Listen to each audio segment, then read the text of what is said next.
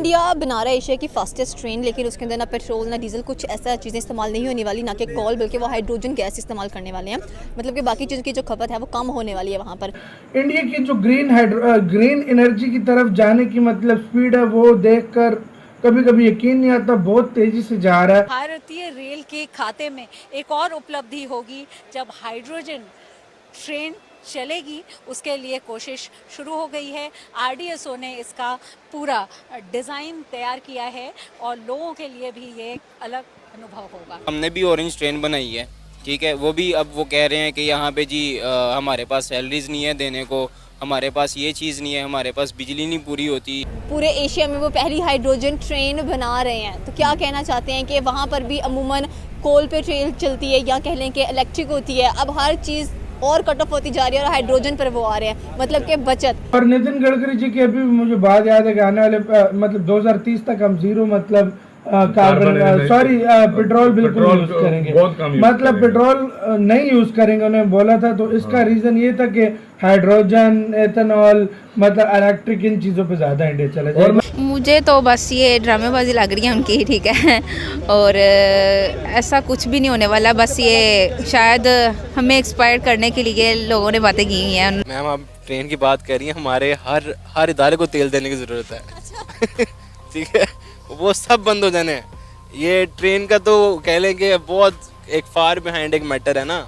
और अपना जो इंडिया का पूरी दुनिया से मतलब वायदा है 2070 तक जीरो कार्बन एमिशन हमारे कंट्री से होगी, मतलब बिल्कुल जीरो हो जाएगी। वो भी इंडिया पूरे करते हुए नजर आ रहा है। तो वीडियो का जो टाइटल है वो है India first hydrogen train in 2023। अच्छा सर, एक तो वो ये बताना चाह रहा है कि हमें ये कश्मीर हमारा है, लेकिन असल में वो पाकिस्तान का एक हिस्सा है। अभी देखिए PIA को देख ले, जहाज़ की जो कंपनी है उसमें भी वही पुराने जहाज़ हैं, उसमें कोई चेंजिंग नहीं करते और किसी भी टाइम में भरोसा नहीं कि ये कहीं पे आके गिर जाए। इतने आपके सामने जहाज़ गिरे हैं। रेलगाड़ियाँ की तो बात अलग है ना। मतलब हमने गाड़ी सुनी थी, हमारे लिए अभी गाड़ी का कॉन्सेप्ट न्यू था। हाइड्रोजन की गाड़ी इधर हाइड्रोजन ट्रेन भी इंडिया की पहली 2023 में आ जाएगी। मतलब हाइड्रोजन ट्रेन पे ड्राइव भाई।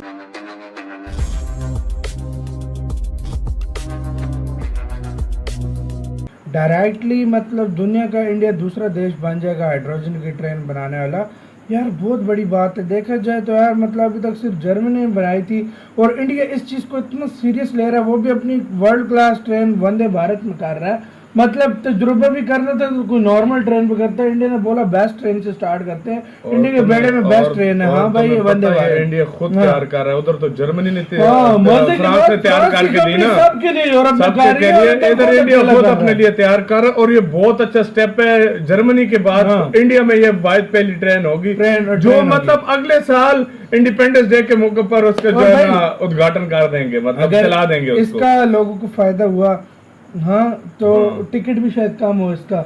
इन्होंने किस तरह बोला है 10 गुना तक फर्क पड़ सकता है इस तरह। और भाई टिकट भी कम होगा और अगर इससे और फायदा हो गया तो भाई फिर तो इंडिया हर जगह पे चलाएगा इसको। हाँ भाई, नहीं चलाएगा यार। एक देखो माहौल के लिए सबसे बेस्ट माहौल, ठीक है। उसके बाद सिर्फ भाप और पानी जो है ना पानी और भाप आता है, वो धुआं आता भी नहीं है जो पूरा मतलब एनवायरनमेंट को खराब कर रहा है। और मैं यार इस बात पे खुश हूँ, पता है क्या, ये मतलब जो आने वाले टाइम के लिए जिस चीज की जरूरत है ना, इंडिया उस पर अब फोकस पर पहले शिफ्ट हो रहा है। हाँ। और नितिन गडकरी जी की अभी मुझे बात याद है कि आने वाले मतलब 2030 तक हम जीरो मतलब पेट्रोल बिल्कुल यूज करेंगे, मतलब पेट्रोल नहीं यूज करेंगे उन्होंने बोला था। तो इसका रीजन ये था कि हाइड्रोजन, एथेनॉल, मतलब इलेक्ट्रिक, इन चीजों पे ज्यादा इंडिया चला जाएगा। और वही हो रहा है। और मैंने उन्होंने कुछ सोच के बात की। मैंने कुछ टाइम से ये देखा है, थोड़ा ही टाइम हुआ, मैंने ये बात नोट की है कि इंडिया ने रेलवे के ऊपर अपना बहुत ज्यादा ध्यान देना स्टार्ट कर दिया। और ध्यान शुरू से ही था, लेकिन अभी अलग लेवल पर लेकर अभी 500 के करीब वंदे भारत और मतलब शामिल हो रही है नेक्स्ट जनरेशन की, कमाल की, नेक्स्ट जनरेशन मजा आने लगा है। अब ये भी स्टार्ट करेंगे, इसका देखो अब आगे क्या होता है, सिस्टम क्या कितनी चलाएंगे ये भी अब देखना। पाकिस्तान इसी वजह से दिन ब दिन नीचे की तरफ जा रहा है, महंगाई भी हो रही है और ये कैसे अपने मुल्क को नहीं संभाल सकते और ये वहाँ पे कैसे वहाँ मतलब कश्मीर को किस तरह से संभाल सकते हैं। ये हम अपने ही क्राइसिस में डूबे हुए हैं। बिल्कुल ऐसे ही है, ये नहीं, ऐसे नहीं हो सकता। हमारा पाकिस्तान तरक्की नहीं कर सकता। एक तो वो ये बताना चाह रहा है कि हमें ये कश्मीर हमारा है, लेकिन असल में वो पाकिस्तान का एक हिस्सा है। इसलिए हमें चाहिए कि हमारी हुकूमत को भी यही चाहिए कि उधर तरक्की याफ्ता कोई काम करें, उधर भी हॉस्पिटल बनाए, लोगों को फैसिलिटेट करें, कुछ उनकी अद्वियात जो उनको मसले मसाइल आते हैं उनको हल करने की कोशिश जो करें। पाकिस्तान के पास जो कश्मीर है, वो अगर उसको कंपैरिजन कर ले इंडिया के कश्मीर के पास, जो इंडिया के पास जम्मू एंड कश्मीर है, वहाँ की डेवलपमेंट बहुत ज़्यादा नज़र आती है बनिस्बत पाकिस्तान के। क्या लगता है इस तमाम सिनेरियो में हमारी पाकिस्तानी जो हुकूमत है वो उस पर कोई कदम नहीं उठा रही, या इंडिया जो है वो ज़्यादा डेवलपमेंट करके ये बताना चाह रहा है कि जी मैं यहाँ पर ज़्यादा आसानियाँ पैदा कर रहा हूँ बनिस्बत अगर देखा जाए पाकिस्तान के पास जो जम्मू एंड कश्मीर, जो पाकिस्तान के पास कश्मीर है? वो यही कहना चाह रहा है कि कश्मीर हमारा है, वो अपना हक जतलाना चाह रहा है, जो आपके पास हिस्सा है वो भी हमारा है। इसलिए हमें ये देखें, आपको दिखा रहे हैं कि हम अपने कश्मीर में कितना काम कर रहे हैं। तो हमें भी, हमारी हुकूमत को भी चाहिए कि कश्मीर में काम करें, उनको फैसिलिटेट करें, लोगों को एजुकेटेड बनाएं। एजुकेटेड होंगे तो वो भी हमारे मुल्क का एक हिस्सा ही है। जहाँ के हमने एक जंग में, एक वार में वो आगे तक चले भी गए थे, फिर हुकूमत की वजह से वो वापस आए थे नवाज शरीफ के दौर में। तो इसलिए हमें चाहिए कि उधर नज़रसानी करें अपनी। ऑब्वियसली इंडिया जो है ना, वो बंदूक के ज़ोर से तो कश्मीर छीनने की बड़ी कोशिश की उन्होंने, लेकिन वो नाकाम हुए।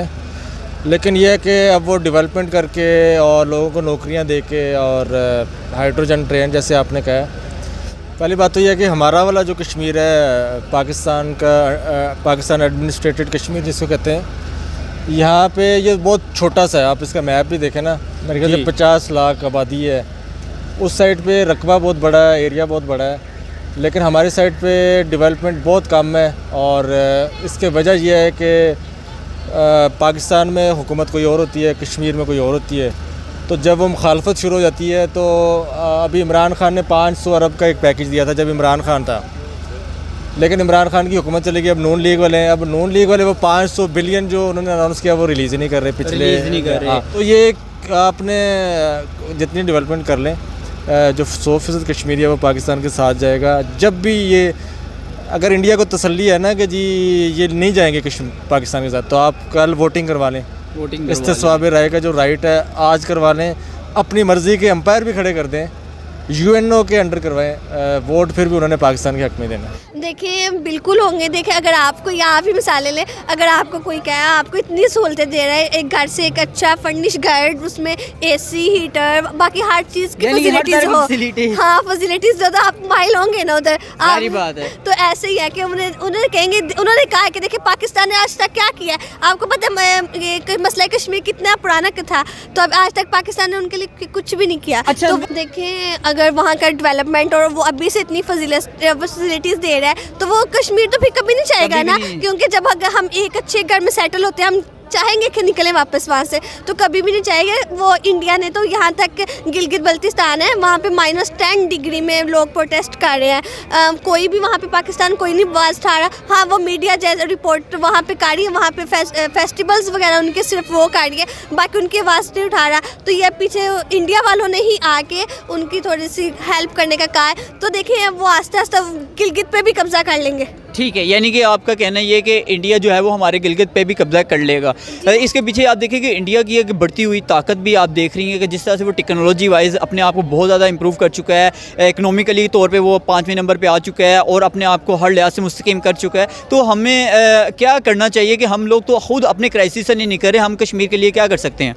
देखिए सबसे मेन वजह हमारी कि ना निकलने की वजह से ये गवर्नमेंट है, ठीक है। ये आए दिन आप देखें कि हर चीज़ रात के बाद रातों रात ये गवर्नमेंट चेंज करी जाती है, ठीक है।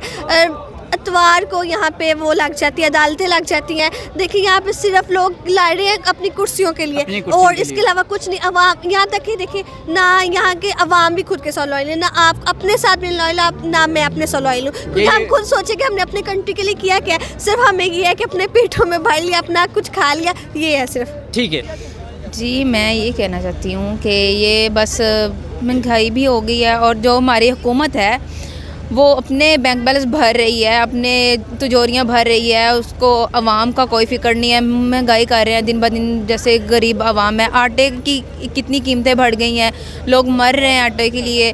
और कश्मीर के लिए क्या करना है? कश्मीर तो फिर दूर की बात है, अपने पाकिस्तान की बात कर लें, यहाँ पे लोग भूख से मर रहे हैं। यानी इस तमाम सिनेरियो में यही लगता है कि हमारी हुकूमत जो है वो अपने कश्मीर के लिए कुछ नहीं कर रही, कुछ नहीं कर रही। और अगर इंडिया को देखा जाए तो वो अपने अगर कश्मीर में वहाँ पे अगर बहुत सारी डेवलपमेंट कर रहा है तो वो वहाँ के लोगों का क्या दिल जीतना चाह रहा है, उन लोगों को अपने साथ मिलाना चाह रहा है।